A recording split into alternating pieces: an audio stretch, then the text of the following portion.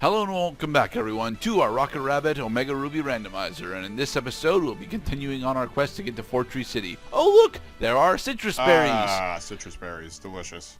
They restore. Citrus berries are, in fact, the best of the healing berries for this specific generation. In Gen 7, we'll actually get better berries. But they heal, 30. I think it's 25%? Oh, it's on a percentage basis. Yeah, it's a percentage. It's either 25 or 30% of your health when they trigger. Oh, dude, sweet. So you just put that on a Blissey, and then you're gonna you're gonna troll all day long until they throw out a Machamp or a Medicham, and then they just one-shot you. Hello. I'm gonna cross-trap you. I know karate. Fuck you, flying fish. I actually really like Crush Claw. Crush Claw is a great attack. Yeah, those secret bases. How about those secret bases? They have been quite scarce, haven't they? Yes, but that's because none of our Pokemon know secret power, and even if they did, I'm not likely to use them. Right. So if we hadn't explained it yet, the secret power is a TM, not an HM, that allows you to go to a tree or a cave or another place entirely and just make yourself at home. But you have to have the TM, you have to have a Pokemon that learns it naturally, or you won't be able to do it. Yeah, secret bases in this game specifically are pretty well fleshed out, but they're an online multiplayer component, so I don't really have easy access to explore it. And I was going to say, too, that the Secret Power TM, I believe, is accessible from one of the mall vendors that sells TM. No, actually. Arun gave us the Secret Power TM. He set up shop in Fortree afterwards, so we will be seeing him again once we get to Fortree. Hey, Garbodor. Oof, I hope your power stays a secret. Oh, come on.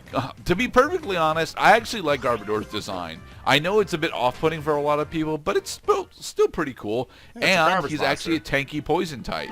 I mean, tank and poison doesn't actually work, but it at least is a thing that it tries to do, and it actually does. If it had decent physical defense, sure.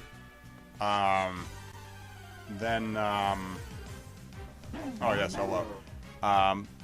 The Pokemon continues to remind us that human beings are disgusting, wasteful creatures. Just like Grimer. Yes, they are. Which is technically supposed to be like radioactive sludge or some shit. But the radioactive... Not radioactive sludge, but just sludge in general. The sludge gained sentience is going after the CEOs of the very environmentally unconscientious corporations. Now, normally, what would actually, in the original Generation 3 games, regardless of what you did, when you got to the Weather Institute, it would be raining outside. It actually made this route a bit more of a bitch to travel through because it was, dark and a thunderstorming. Quit your meddling. But yes, Team Magma has decided to take over the Weather Institute. They're doing this in order to gain weather data from the past several thousand years. Beartic. Beartic. He is a pure ice type Pokemon, which honestly makes him really cool in my book, but also he's from Generation 4, so I have a slight disdain for him. It's not his fault. He's actually a pretty good physical attacker, but he's a tad slow and he doesn't have the bulk that he needs. Zatanna has become confused. He thought it was a bear, but it's actually an ice cube in the shape of a bear. Chatter. Chatter is the signature attack of Chatot. And Chatot is a Pokemon that we probably won't be seeing. Man. Well, I damn it, he's a fairy type. I imagine that, I imagine there are a lot of Pokemon that we won't be seeing throughout the run simply because it is a randomizer. We can't control it. Yeah. I don't think we actually ever see Bulbasaur, which is sad. Might have seen Bulbasaur. I like Bulbasaur. No, we saw Bulbasaur. I thought we did. I know we saw Ivysaur. Venusaur. I don't think we've seen Venusaur.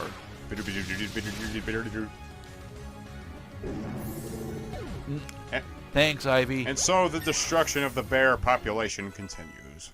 Because only a human can really destroy a bear. Ooh, Zatanna wants to learn flamethrower. Yay! Scissor. Like kitty scissor. So do you ever remember actually attempting to use cast form? Cast form was too puny. It's too puny, and he just... Yeah, cast form does not have the bulk that it needs. But honestly, I always liked how cast form's forecast ability worked. It was honestly really cool to play around with. I'm pretty sure I've seen earlier evolutions of this particular Pokemon, Tyrant Rancher. Yes, you have seen Tyrant. Withdraw. Sure. Withdraw is honestly the animation for Withdraw is actually really cool. I like that specifically because it calls back to Squirtle, Shelder, and Clamperl using Withdraw. Yep. And what the game did back in the day was they just made the Pokemon surround itself by what appeared to be the shape of a shell or other spherical object. But thankfully for us, we have a bed right over here. Let's heal after every single battle. Well, not after every single battle, but it does take quite a while to go through here. Yeah. Why did you heal twice? 'Cause I'm an idiot, Cloud. Well, I mean, idiots will do things for no reason. I think that you tried to do that because you thought that it was going to work, or you were pressing the button too much. Probably the latter. Hey, he sent out a Pikachu! No! No! No! Okay. Must destroy Pokemon mascot. Ah, Skydrop. Skydrop is actually the source of one of the most glitchy situations that has ever happened. Shit, I forget how specifically to do it, but there's a way to make an infinite battle online using Skydrop. That's you. Aw, he didn't do it. And he paralyzed us. Fine, we'll go heal again. And he's a dark type too. Son of a bitch. He's a dark type and he's a fire type. Well, he could be a rock type.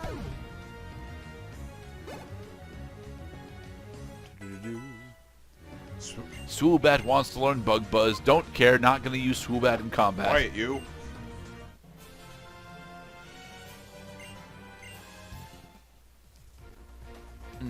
Alright, heal up to cure paralysis. Yes. Do-do-do. Now, To be perfectly honest, the Weather Institute has been cut down specifically. I think it lost an entire floor for this remake. I thought it always took too long to go through this place. It's just not that interesting. I mean, these guys have taken over radio stations and lakeside tourism. No, that's Team Rocket. Well, yeah, but these you know these organized Pokemon syndicates all seem to.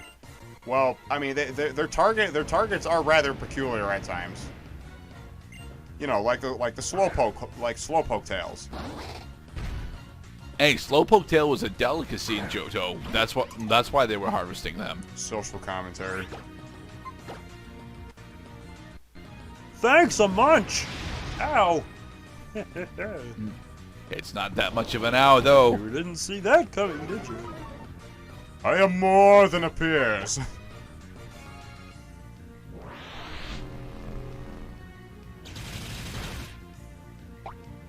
He had popcorn. Actually, it's an Oranberry. And he's got Slack Off, too. Damn it. Ooh. Yeah. This guy's got lots of health. Slack Off is honestly a very interesting move, given that it's supposed to be a signature move for Slack Off, Slacking, and Vigoroth. But after a while, they decided that it could be bred onto other Pokemon. I think the most hilarious one that I think is available is you can chain breed Slack Off onto Seaking. I don't think you would ever want to do that, but I think it's possible. I'm not entirely sure how you do it, though. You have a Seaking that knows Slack Off? Yeah. Because you'd have to, I think Slackoth, Vigoroth, and Slacking are in the humanoid egg group, so you would have to go from a humanoid egg group into water 1 or 3, probably water 3. And I don't think that you could directly go for it from there. So, like, probably you would need to go from Slackoth to breed it onto Piplup. But I think Piplup's not water 3. I think Piplup's water 1.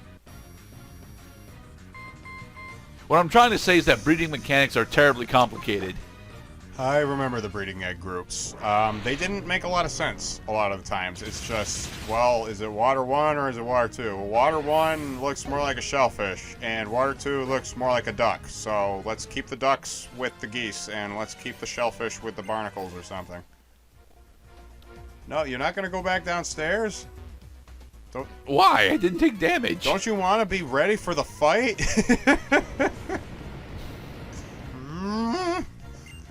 She's got 1 Dust Skull. It's fine. Yeah, this is a piece of cake. Dust Skull's too fragile.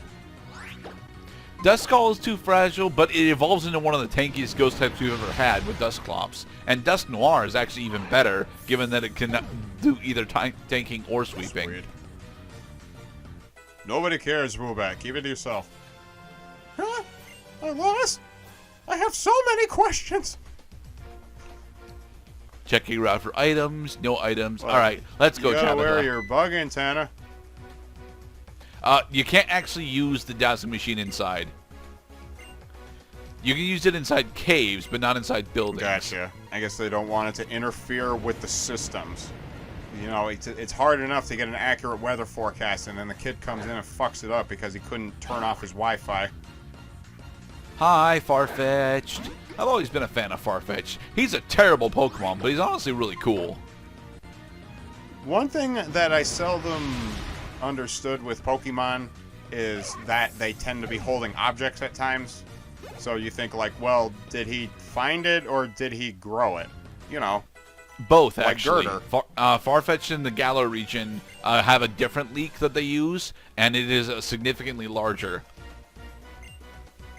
Well, how about Girder? Does Girder? Girder is just Here's a the thief. interesting thing about Girder.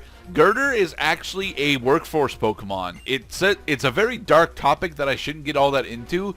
But yeah, Timber, Girder, and Conch Elder are all Pokemon bred to be construction workers for human construction companies. Right, just like Machokes are made for moving and Mr. Mimes are made for doing the dishes. But here's the thing. Machoke, Machamp, and Machop were natural Pokemon before construction companies were a thing.